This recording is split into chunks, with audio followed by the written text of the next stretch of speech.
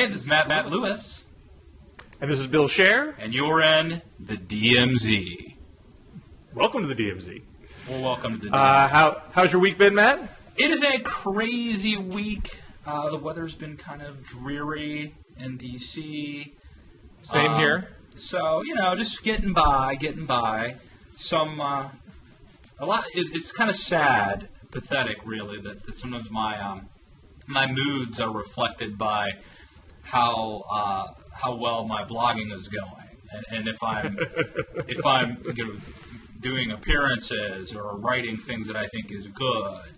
And it's back in the day, I would check the web traffic on every post that I did, and that would set my ego. It's so pathetic. My mood for the day. It's so pathetic how we are, and maybe we have to be. Maybe if you didn't have that, then you wouldn't be good at what you do. So I'm not convinced it's healthy, but maybe it's a necessity. But you were in a bit of the blogosphere, Twittersphere Cuisinart this week because the Washington Post in-house conservative blogger Jennifer Rubin took a big swipe at you. Yes. That's a fairly, to have a major, I don't think it's in print, but still to have a major publication, single you out, essentially call you a bigot, say you were anti-gay. Well, that was the implication. That's going to be a little unpleasant. That was the implication. She didn't come right out. And I feel like, Chris Christie, just go ahead and call me fat. Just go ahead and call me a homophobe. She didn't exactly do that, but she certainly implied it, which is absurd. I have a huge gay following. I'm the Kathy Griffin of conservative bloggers. And so I am happy that some of my friends from Go Proud and others came to my defense on Twitter. But it's weird, and I think, honestly, and here's the thing I'll say about Rubin that I thought was the most telling, is that, in the past 6 months, she has accused 3 prominent, I'll count myself as somewhat prominent, journalists and or bloggers of bigotry. So we know about me. She accused Eric Erickson of being an anti-Semite, and she accused McKay Coppins, a Mormon, of being anti-Mormon. And what's sort of I guess unsettling for me is I would like to see more conservative Republican voices call out elements of bigotry within conservatism. I think it would be good for conservatism to clean that out. And we saw that, though. We saw that, Bill, in the case of John Derbyshire, who at National Review wrote some things which many of us thought were inappropriate and not certainly not something we wanted to endorse. And I spoke out against it, and National Review and a lot of others did too. And he was let go. So I do think that there are a lot of conservatives who kind of police themselves in that regard. But it's like when Rubin does it, she just seems to misfire. She just seems to pick bad examples. Well, it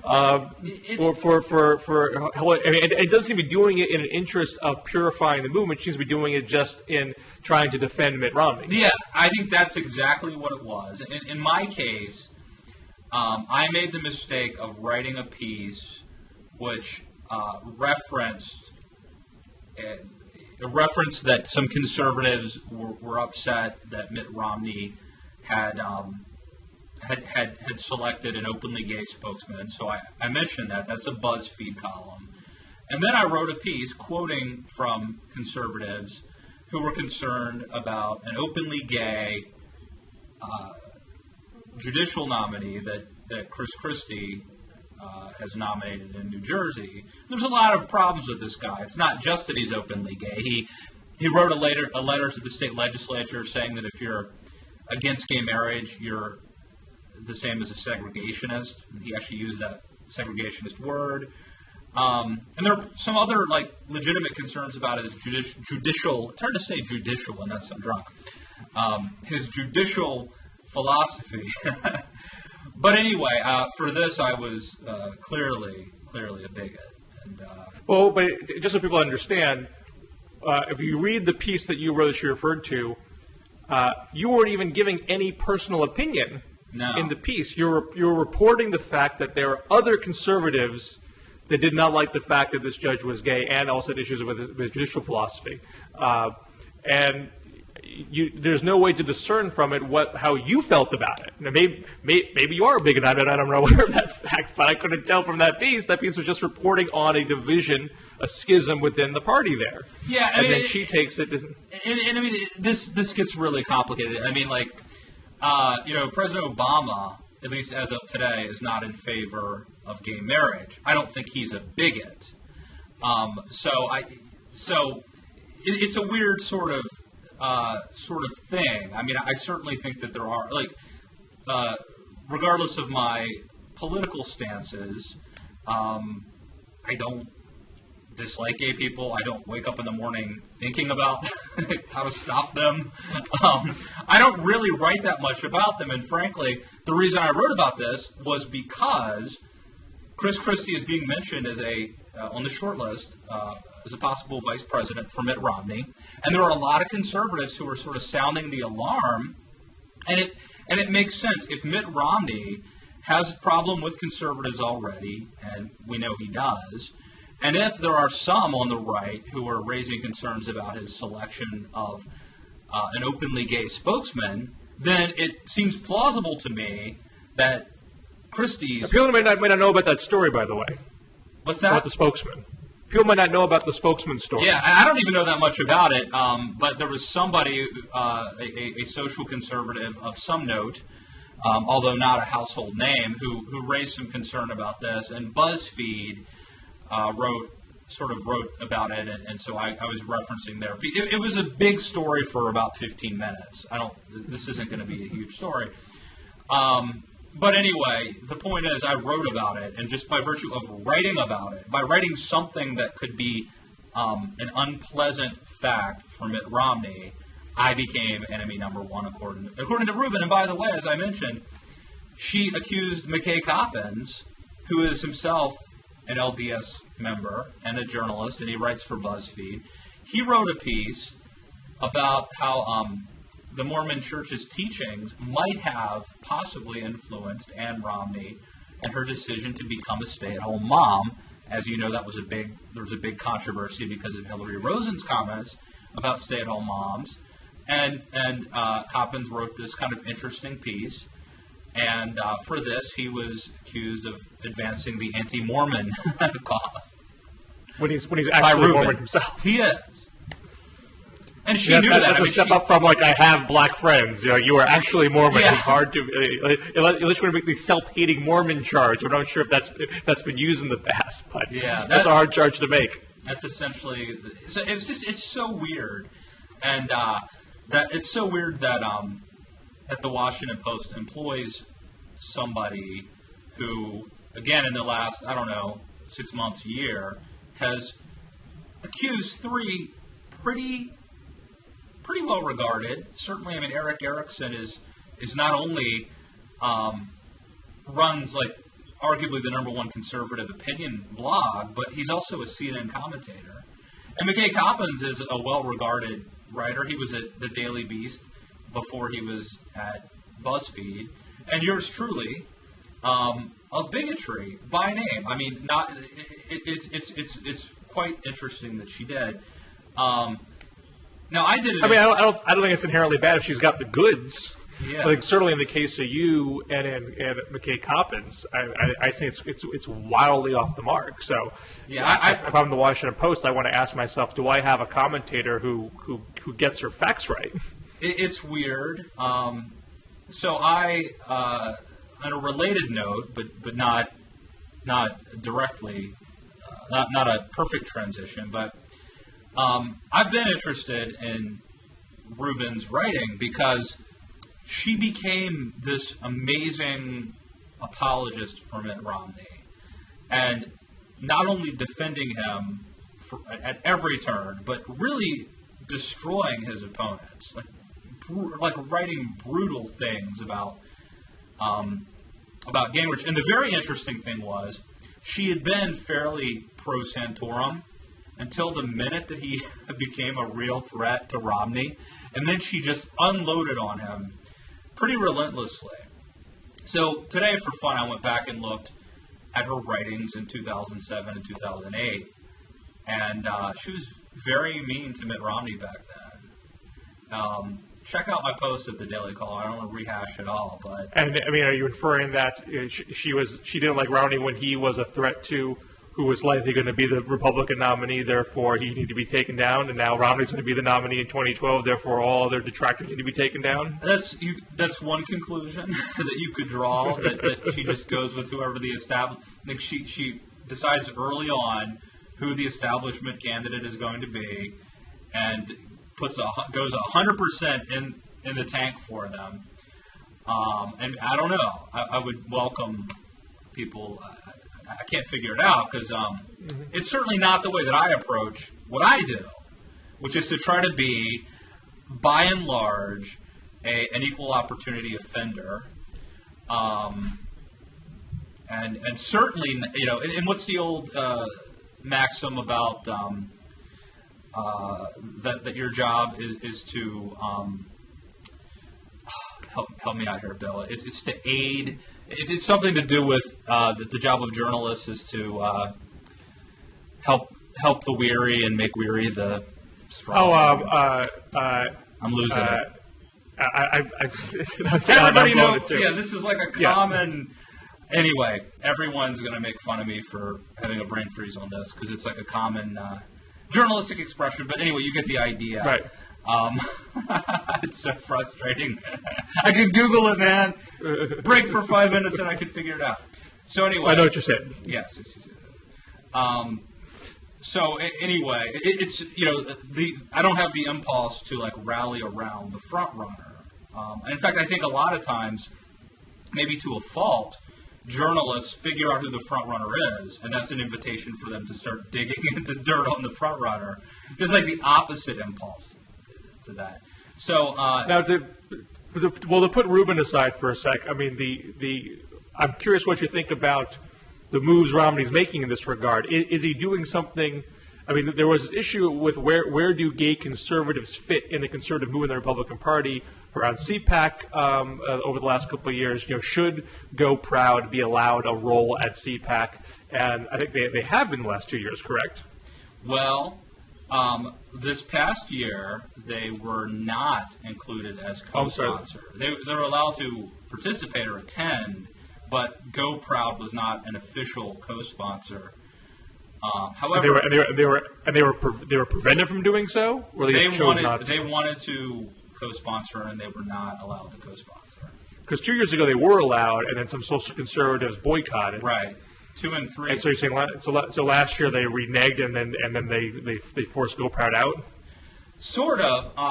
Go Proud wasn't allowed to co-sponsor. They could, of course, attend as individuals. And last year also, Andrew Breitbart, who had served on the board of directors for Go Proud, gave a big speech at CPAC for what that's worth. So it's been this new development where some conservatives have reconsidered perhaps, hey, guess what? You can be gay and conservative. They're not mutually exclusive things. And the social conservatives are saying, what are you talking about? To accept homosexuality is inherently not conservative. And those tensions have not been resolved yet. So here's Romney doing a couple of things I guess I don't know if you think Romney's doing it very deliberately as a signal to say I'm a more tolerant brand of conservative Republican, or is he just doing it because, hey, he likes this one person or he likes that person and is not interested in making a point about it?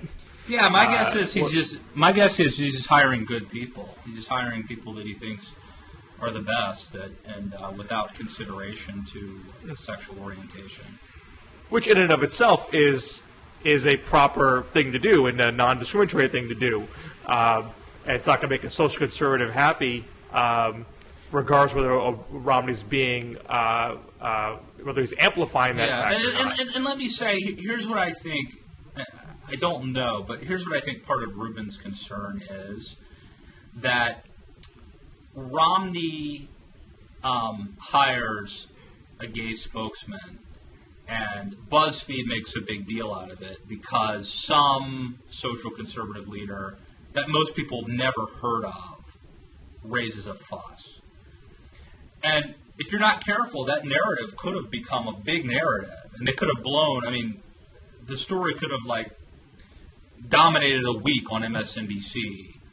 Conservatives outraged that Mitt Romney hires an openly gay spokesman. I mean, that story could have like metastasized and become much bigger than it warranted. Because again, it was, as far as I know, I could be wrong, but as far as I know, it was just like one fairly obscure social conservative leader who was concerned about this.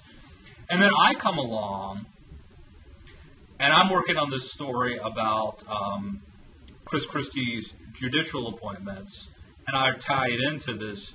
And so I can understand where Rubin might think, damn it, I'm trying to get Mitt Romney elected, and here Matt Lewis is, and BuzzFeed is, presenting this inconvenient stuff, and they're going to give aid and abet the left to make a big issue out of this, and we don't want conservatives mad at Mitt, but, so in other words, what I was doing wasn't necessarily helpful to Romney's cause. Now, saying that is entirely fine, but somehow tying it to the fact that that makes me like anti-gay, I think is a bridge too far. No, you're just reporting. Right. And so, but my question to you as a reporter on this, you've raised the possibility that there is a schism brewing, but so far it hasn't been a big narrative. It hasn't captured media attention. You haven't seen more higher profile social conservatives attack Romney over this. Is it a new day for gay conservatives? It wasn't all that long ago that one of Bush's top aides, Ken Millman, stayed in the closet. And so they couldn't tell people that he was gay and be head of the RNC and be at Bush's side. And now here's Romney, who's made at least he's made 2 hires, or just the one? I mean, I'm sure. I would bet that there are more than one. But this one was the controversial. Right. And I mean, you could argue that he's made this hire, and it has not caused a revolt on the right. Are we moving to the day where gay rights issues, or gay issues period, are not going to be part and parcel of what we think of when we think of conservatism? Well, I don't know. I hope that we get to the point where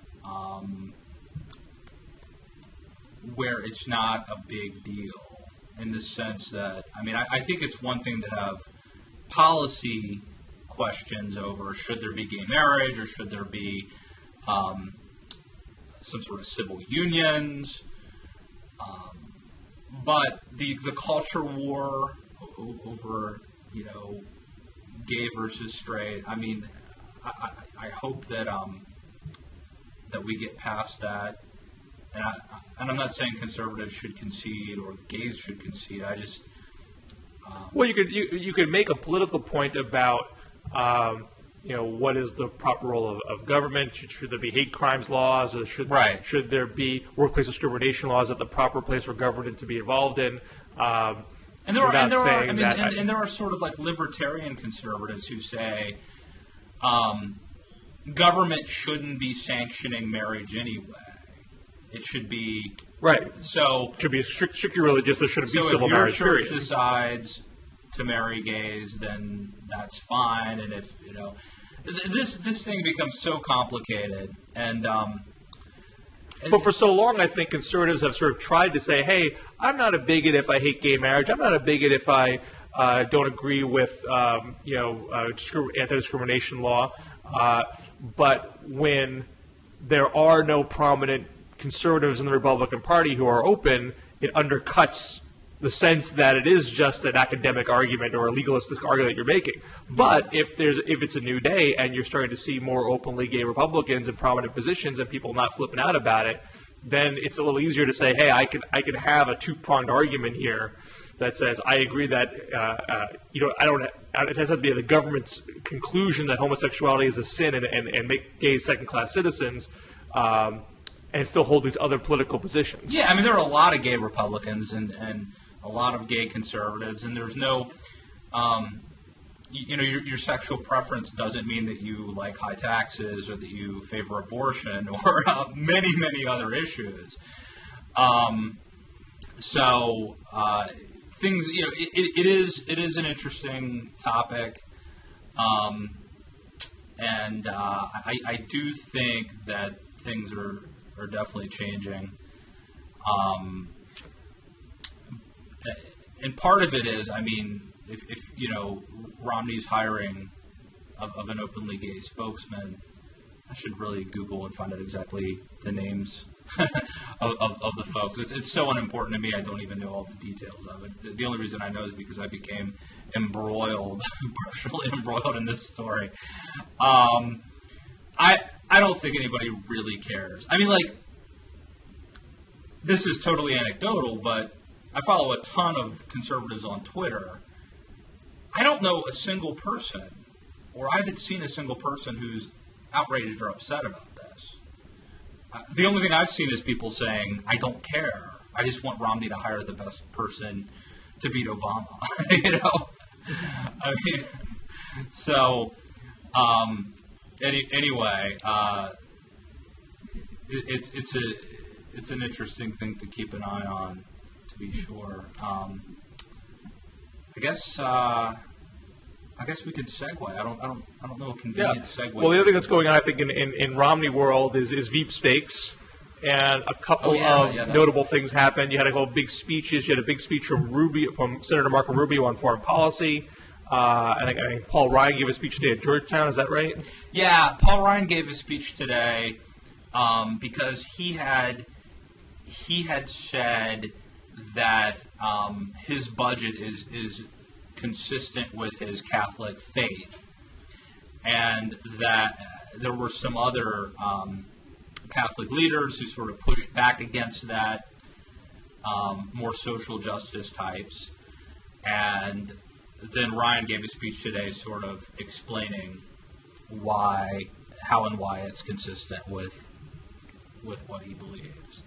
The interesting thing is there was an attempt to paint Ryan as a sort of Ayn Rand devotee. And Bob Costa at National Review, who filled in for you recently on this show, or on the Weekend Blog, our previous show, interviewed Ryan, and Ryan talked about how his heroes are more like Thomas Aquinas and Jack Kemp, as opposed to Rand. So, but I don't know. Did you see any of the Rubio speech? And if so, what was your take? I didn't see it. I read some of the commentary from you and others that said that his delivery seemed flat. But I'm just more interested in the fact that he is. Because I imagine folks aren't necessarily going to care so much about delivery of. I mean, you don't hire a vice presidential candidate based on their good speech making for the most part. But are they going to? I mean, both. I mean, in the case of Rubio, I think he's trying to show, hey, I'm not too green, I'm not too inexperienced to be considered a national candidate. I've only been a senator for a couple of years, but I have this grand foreign policy vision. I can speak to these issues in a debate against Joe Biden, who's no slouch on foreign policy. I guess it's more of a question of is the substance of his speech strong enough? Does he really seem to have a real fleshed out idea? And I was struck by a comment made by Connor Friedersdorf over at The Atlantic, saying, how do you do a big foreign policy speech and not mention Iraq? You do this big argument for the need for American intervention, and you don't even explain your views about this giant attempt at American intervention that didn't work out so great, or at least it's a debatable point, and at least square your philosophy with what recent history has taught us. So he thought that was a misstep, and I mean most people won't care. But I don't know what Romney's people are thinking about that sort of thing, what criteria they're going to use to assess this guy up to the job or not. But clearly it's the kind of thing you do when you're de facto interviewing for the job. You don't just make giant foreign policy speeches on a lark. I assume he's angling for the position. Yeah, a lot of people described it as a tryout. I felt like a couple things. Well, Brian Luzza at the New Yorker, I think it's New Yorker, said that Rubio came across as more of a liberal interventionist than as a neocon, which was interesting. But Lizzo went on to sort of praise him as one of the few Republican leaders actually interested in persuading others to see his point of view. I think that's actually true. And that's one of the things I like about Rubio, because I believe, as Thatcher's maxim, first you win the argument, then you win the vote. And it's very important to educate the public and to win them over intellectually and philosophically before you implement policy. And by the way, that's kind of what Gingrich was getting at with his controversial right-wing social engineering line. He just didn't say it quite so eloquently. But I will say, I saw Marco Rubio at the Susan B. Anthony-less dinner about 6 months ago give probably the greatest pro-life speech ever. Certainly the best that I'd ever seen. And it was amazing. And I think part of the reason was at a dinner, everyone's had a few glasses of wine. He's interrupted by applause. And good speakers kind of get this affirmation from the crowd, and it gives them this confidence to like double down and even hit their next line even better. And we saw how good Newt Gingrich did at that debate when the audience was allowed to applaud, when he went after John King. And he just timed the applause right, and he fed off of it. He got energy off the applause versus the next debate when the crowd couldn't applaud.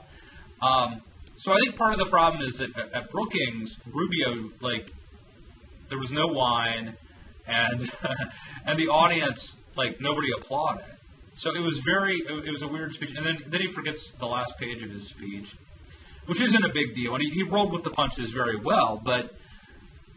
Well, I believe some folks on the left took a swipe at that. It's like he's made some Obama teleprompter jokes in the past. Yeah, so. that's the problem. And Joe Scarborough, for what it's worth, said today on Morning Joe, Thursday morning, that he's not ready, that he has a lot of respect for Rubio, but he's not ready to be vice president. So I don't know that as much as I like Rubio, I don't know that speech helped him if he wants to be vice president. I don't. Well, I mean, you could look at some early Obama appearances. You could look at early Clinton appearances in the 90s. You could look at George Bush appearances early on. Bill Clinton's convention, 88 convention speech. That was a disaster. Remember, they applauded when he ended, right?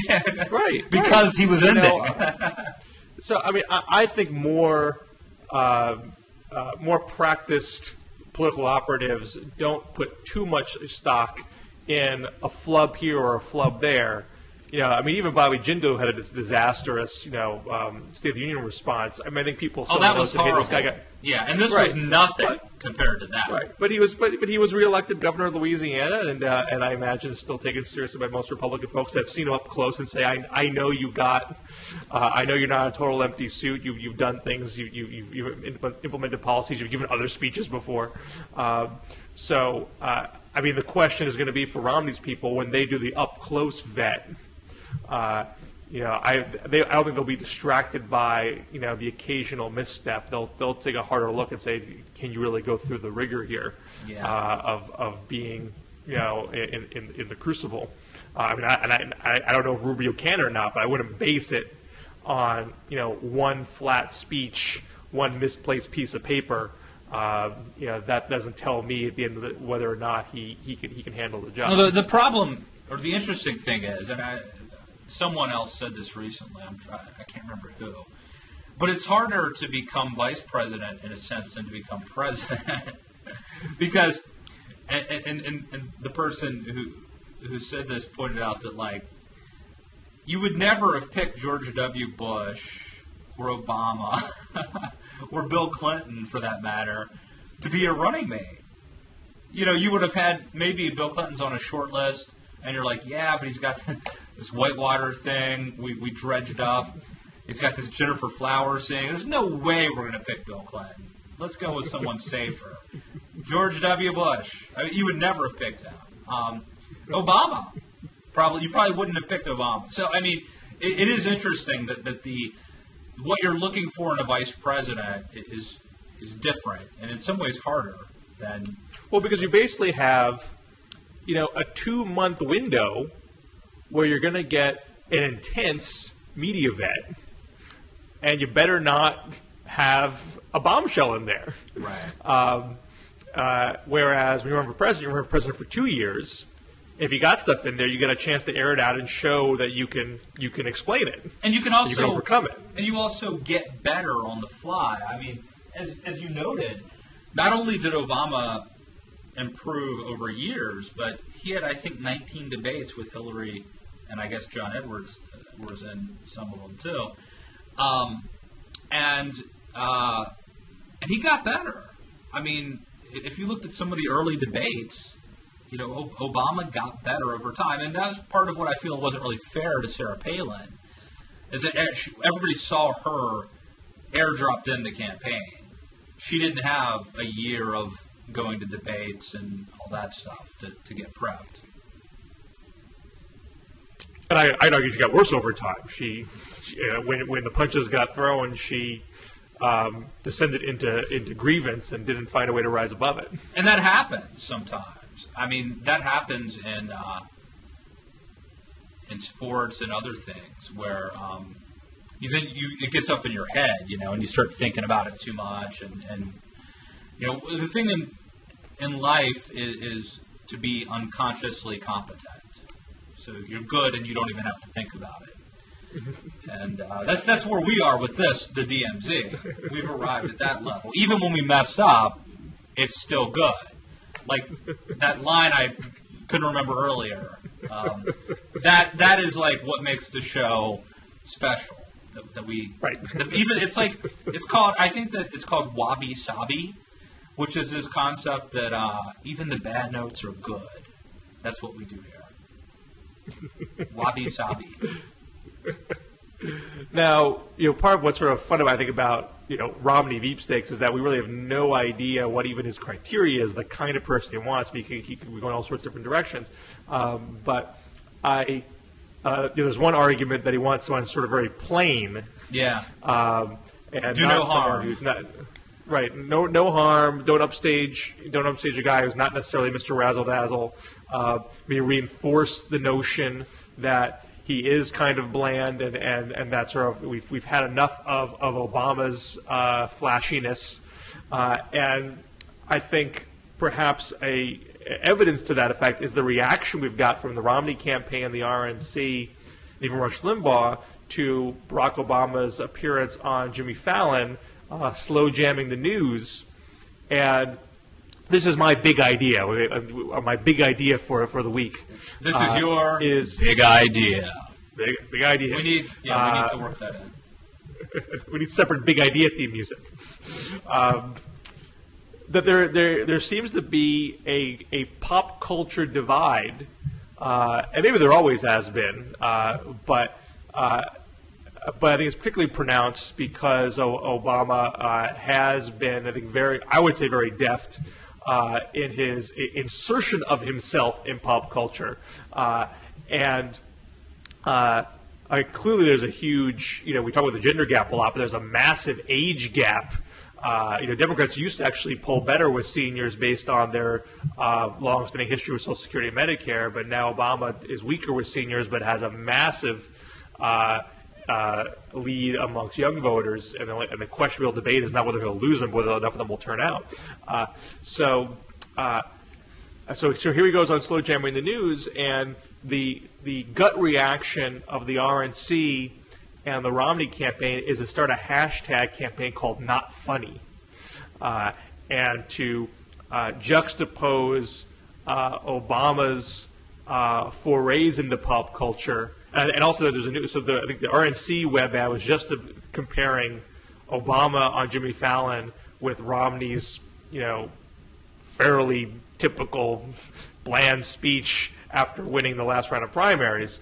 And then Rove's super PAC, American Crossroads, has a new thing out, doing sort of a litany of Obama's pop culture appearances to try to bring back the celebrity jab that the McCain campaign tried on Obama in 2008, which didn't work in 2008. Yeah. So it strikes me as odd that I mean, I'm looking at Jimmy Fallon saying this is brilliant. This is a completely it's hard enough to talk about these wonky issues and get people excited about it. And here you do something. I thought it was very ingenious how he talked about a serious issue in a fun way. That's always sort of the holy grail of talking about policy. And the gut reaction on the right was, let's assume that people will recoil at this, and it can be mocked as being undignified. And I know you, Matt. I think you've always been fairly pop culture savvy, in some ways more than me. I'm not exactly on my fingers, not really on the pulse all the time. Are you kidding? And I feel you are the go-to guy for pop culture. And I feel like the National Review, there's always, I mean, I almost sometimes thought it was a little forced, talking about hot TV shows and whatnot, and trying to find conservative themes in hit movies and hit shows. But at least there was understanding that, hey, we should play on this terrain and not be the fuddy-duddies. I mean, look, most Americans at this point, grew up with rock music. Rock music is 60 years old. There's very few people who are fully get off my lawn types when it comes to pop culture. So why? So I guess my question to you is: do you think this gap exists? Have the conservative attempts to try to, modernize the look of the party going to be set back if every time Obama does something, pretty deft in a pop culture way and people generally like, the Republican Party's reaction is going to be to sneer at it? As usual, Bill, I have many things to say about this, and it is no one definitive answer, but just a lot of little answers. So where to begin? First of all, I think that there is a coolness gap. We heard about the missile gap, the gender gap. This is, I think, a coolness gap. I think that Obama, despite some missteps, like that time he rode that ridiculous bike, is by and large a pretty cool guy. And I think Romney is more the man. He's like a 1950s Ward Cleaver kind of guy. And he's probably going to pick, as we just sort of explained, he's probably going to pick another boring white guy, kind of like himself, because it's a safe, do-no-harm pick. So you're going to essentially have, if you're not I'm a political person, so I'm ideological. So I will vote based on who has the best tax policy, who's going to appoint a pro-life justice, who's going to actually tackle entitlement reform. But if I weren't, if I didn't care about ideology, if I were just an average person, I think I'd probably feel a little more comfortable with Obama. He's more like me. Because God knows I'm cool, and so you got to understand, that's an amazing thing, just right there. That here you're a conservative guy, and you're saying, you know what, the first African American president named Barack Hussein Obama seems more like me. Well, but you got to understand where I come from. I don't talk about this a lot. I mean, first of all, my dad was a correctional officer. I'm from rural Maryland. And I used to play in bands, and I have a contrarian streak that's a little bit anti-authoritarian. And Romney was a rich guy, and I don't begrudge him of that. Hopefully someday I'm a rich guy too. But culturally, and now I don't live in a rural area anymore, but that's where I'm from. I mean, where I grew up, when you ask kids in my elementary school, what do you want to be when you grow up? The number one answer was truck driver. The number two answer was farmer. I wanted to be a baseball player. Obviously, that didn't work out. But now I live in Alexandria, Virginia. And despite the fact that I am a conservative, I don't shop at Whole Foods, but my wife does. And you eat that food. And I eat arugula, and I listen to NPR. I mean, so I probably would bump into Barack Obama and get like culturally. Because arugula is expensive. You're right. Get along with him better than like Mitt Romney, who like is from like a different class. I don't know how to describe it. Now again, I'm an ideological person, so style doesn't motivate my vote.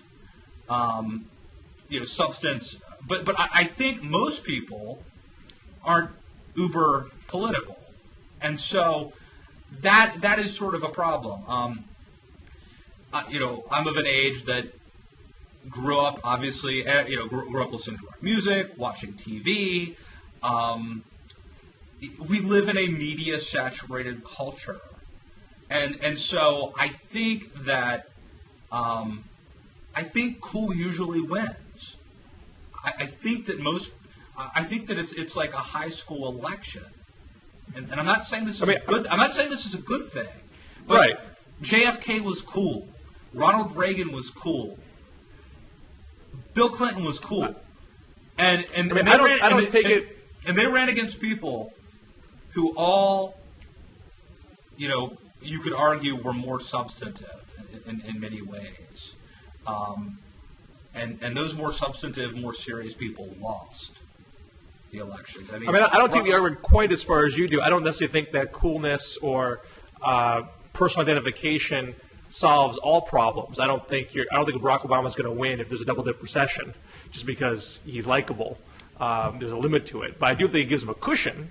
If the economy is not perfect, people feel like, hey, you know what? He thinks about me. He's like me. He connects with me. He's not trying to screw me. I'll cut him a little slack if things aren't quite where I want them to be.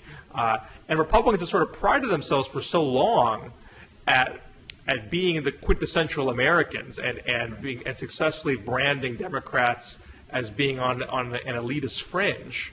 And they feel like they're still trying to run that campaign on Obama, and it hasn't worked in 3 years. And instead of sort of taking a step back and saying, hey, what is he doing right that we can learn from, they just can't let go of the old narrative, and so right. and they're rehashing it, which strikes me as an amateurish thing to do. Let me say, because I can predict the hate emails. So let me defend my hero, Ronald Reagan, because Ronald Reagan was a deeply substantive person. We know that from his writings. He was a great president, maybe the greatest president of the 20th century. But I think in 1980, a lot of people thought wrongly that he's an actor, that he's just a TV actor, and he was running against the incumbent president of the United States, who had been an Annapolis Naval Academy graduate, an engineer. So don't attack me, conservatives, for my point, but Reagan had this coolness factor, and I think Obama to a certain degree has it. And look, you're right, Bill, it's not everything, but I think it's more. And here's my question, and let me ask this to you. Mm-hmm. Do conservatives really believe that substance is more important than style, and that this is a winning issue? Or is this pure spin? They know they can't compete with Obama on style, and so it's sour grapes. And rather than trying, since you can't compete on style, you say style doesn't matter. What matters is... Well, they say style doesn't matter. They wouldn't be pursuing the line of argument at all. They would just be ignoring it, just hitting the end of the economy. I mean, this seems to be more Rovian, like, oh my God, Obama's strong on the way he connects with the public via, pop culture mediums. Let's turn that into a weakness. Let's take Kerry's military service and turn it into a weakness. Let's take Al Gore's leadership of the internet and turn it into a weakness. That's usually been their tack, and I understand, when you can pull it off, it's pretty powerful. When you can strip someone of their strength, then they don't have much left. But I just don't know. Here's the thing: they try to do that with his rhetorical ability too. And Hillary tried this. Great speeches, mocking speeches. I don't know that there's a great track record of saying, don't trust him, he's too good looking, or don't trust him, he's too good of a speaker. I mean, if you're in the game, if you're in that game of arguing, well, he's just cool though. I don't know that ever wins.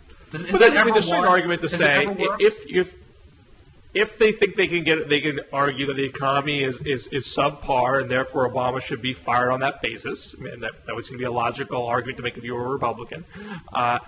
You could. I mean, and Romney does this a lot, so it's not like I think he's ignorant of the opening.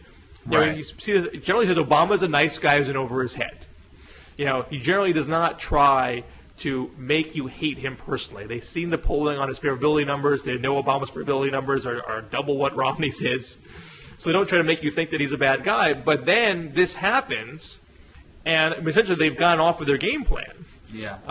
Well, and look, I agree with you. I mean, if the economy continues to tank and Romney runs a good campaign, I mean, like, on one hand, I think that pop culture is very important, and I believe that politics is downstream from culture. It's one of the things that conservatives, I think, should believe. Daniel Patrick Moynihan, I think, at least he was one of the people who was stressing that culture is more important than politics. And I think that's true. So I do think culture is important, and pop culture is important, and entertainment is incredibly powerful. Having said that, if you're a 45-year-old mom and the economy's in the tank, you can go on let it all you want or let them all you want. It's fine. So I think in terms of this election, it's not to be ignored, but it's not everything. But I do want to talk about my part of my concern is also the larger brand. I do think that there's a sense if let's say Romney picks Rob Portman, or Bob McDonnell, or John Thune, one of these sort of moderate, middle-aged, white Republican guys, that I think would be mostly a safe pick. Especially Portman would be probably a very good and safe pick, and it would probably be well received by the press as sort of having learned the lesson from Palin. Let's say he does that. Is there a danger that the Republican Party essentially becomes branded with being like a rich, boring white man's party? I mean, if it's not already. If you got these great rising stars out there like Marco Rubio and Paul Ryan who gave these speeches. Young, exciting, interesting, conservative. But isn't that a danger? And like, do I want that to be the image of my part? It is an interesting thing. Well, I think you're hitting something really important there, and look at exactly what it is that Obama does to be woven into the fabric of pop culture. I mean, he's not a one-trick pony. He doesn't just go to the couch on Letterman and call it a day. He'll do sketches like on Jimmy Fallon, and I don't know if you saw the Betty White sketch he did where he gave Betty White a birthday card and questioned if she was really that old and wanted to along for a birth certificate. He does the stand-up at the White House Correspondents' Dinner. He goes on sports radio shows. He does the NCAA bracket. He's going on sports. He was on Bill Simmons doing brackets with Bill Simmons, I think. And Michelle too. Michelle's going on The Biggest Loser. She goes on iCarly. There's a whole range of. And also there's the PBS. Performance at the White House series where he did a country music concert inside the White House. He does the blues concert at the White House. They cover so many. The pop culture scene is so fragmented, and they get that, and they get him into all these little crevices, and it requires a lot of performance skill to not just be in a narrow lane. And you really raises the bar on what you have to do. And you can understand conservatives saying, why aren't you focused on why are you doing this? Why are you with Bill Simmons doing brackets when you should be focused on the economy or working with our allies Israel or whatever. I mean, it's easy to that's the understand. risk. That's the risk in doing it. I think Obama has not been dragged down by it because it's not like he isn't doing anything else. There's plenty of things that are going on that he's involved with. Here's my that thing, you though. see. Look, from a substantive standpoint, I think it's a shame that our president is doing this stuff. But as a political analyst, I think it works. I mean, I think the benefits outweigh the downside politically. Unless you happen to be, like, doing something silly when there's some sort of a national catastrophe. And maybe that would be an exception. Right. But by and large, I think that the benefits outweigh the negatives. And so I think the question that comes to Republicans, if you still want to be seen as the quintessential Americans, what you had to do as early as 5 years ago might not be what you have to do today. Romney, had a stretch where he sang "America the Beautiful," right, at a handful of public appearances, and that might. I mean, that was just so. I would just say that did not appeal to my demographic. It might have appealed to the 50-plus demographic, maybe 65-plus demographic. And I'm not saying that's one demographic. You know what he ought to do? You got to do more. He needs to comfort the afflicted and afflict the comforted. That is there you go. But that's actually not what he should do. But that's what we as journalists should do. That's the good thing about I kept having conflict in my head. I knew that was wrong. About a long show like this, if I was on Fox News or whatever, and you blank on an idea, you'll never get a chance to recover. But on a show that lasts an hour or 45 minutes, the ideas come to you eventually. We should leave it on that note, Matt. Not bad. Good show today, Bill. I'm not sure we answered any questions, but we raised a hell of a lot of questions. I don't know if we had any answers, but a lot of questions. So maybe it was food for thought there. The DMZ is not about solving problems. If there's anything we're about, it's not that. The actual DMZ doesn't solve any problems either. So. It is about raising issues and having a safe place where you can feel comfortable afflicting the comforted. So there it is. Well, always good to talk to you, Matt. Have a great week. All right, man. Good show. And we'll catch you next week in the DMZ. The DMZ.